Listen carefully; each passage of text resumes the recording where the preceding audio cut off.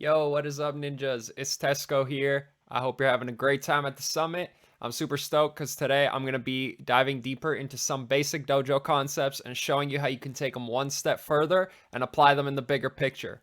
It's going to be a bit more of a fast-paced presentation, so if you need to revisit this after you brush up on the basics, I would definitely recommend you do that. All right, so today we're going to be touching on this concept that I call arrangement hierarchy, which is basically just a combination of the far away rack concepts and the mix hierarchy applied to the course of your arrangement. Here are the 3 weekly downloads you're going to want to make sure you have a good understanding of before applying these ideas. So, one of the most common problems I'm seeing producers falling into is not being able to articulate their tracks throughout their arrangement how they want to. So, sections that are supposed to pop won't, and vice versa.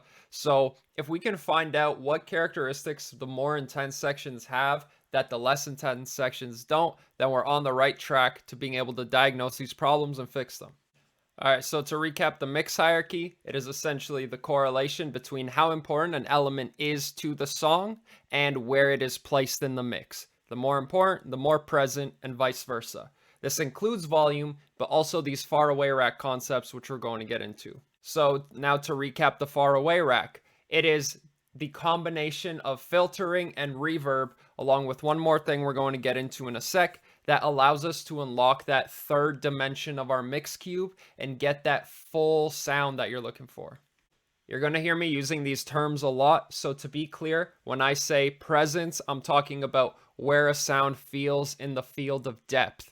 The field of depth being forward, backward aspect of your mix cube. You can also think of the fact that in the real world, stuff with more mass power to it is going to produce lower frequencies than something with less mass and power to it.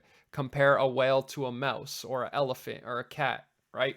This one's pretty straightforward. The closer I am, the less reverb. Further I am, more reverb. Now, one thing I want to turn your attention to is being careful when you're choosing reverb sizes and decay times. You're going to find a small room reverb that is more wet is going to sound more upfront than a long tail reverb that is less wet. Now, lastly, I want to talk about dynamic range. This is why over-compressed sounds tend to get sucked back into the mix. If you think of an example like ASMR or somebody whispering a secret, they have the full dynamic range available to them. They could whisper, they could yell, they could talk, they could scream, they could shout. But if they're far away, they have to be yelling to get your attention. So effectively, the lowest part of the dynamic range gets reduced. The quietest sound you are able to hear needs to get louder the further away you are. So, if you want that fullness that you're looking for, you're going to want to make sure that you have loud and quiet elements for contrast.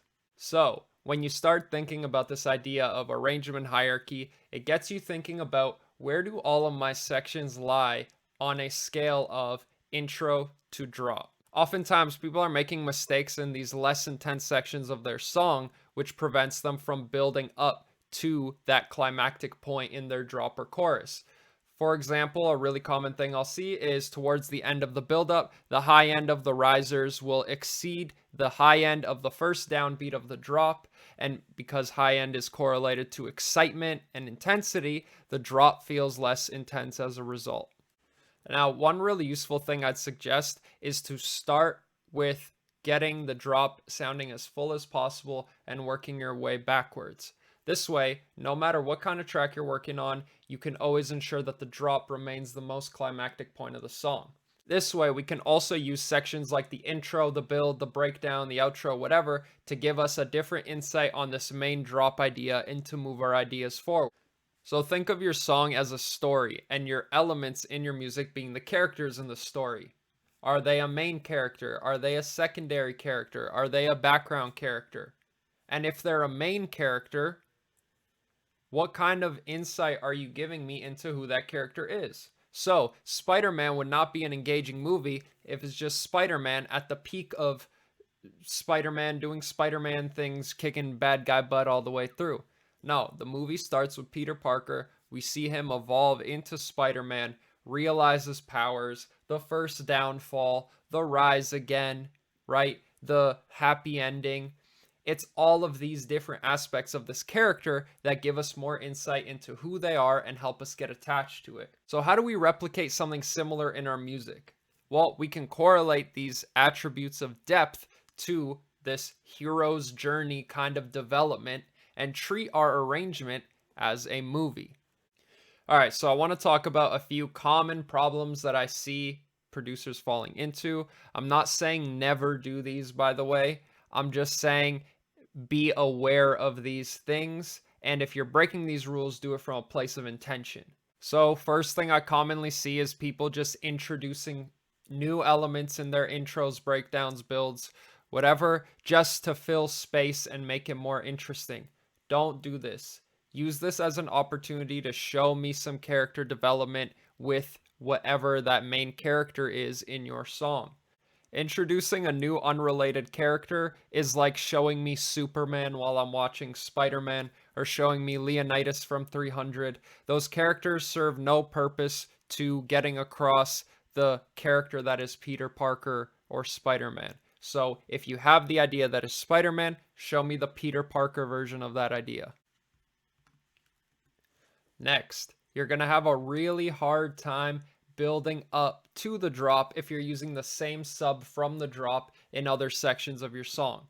Make sure that your sub is coordinated with the arrangement and the movement of the other elements, and take advantage of things like sub drops, reverses, glides to coordinate your sub with what's going on and make it feel like it's supporting the statement above.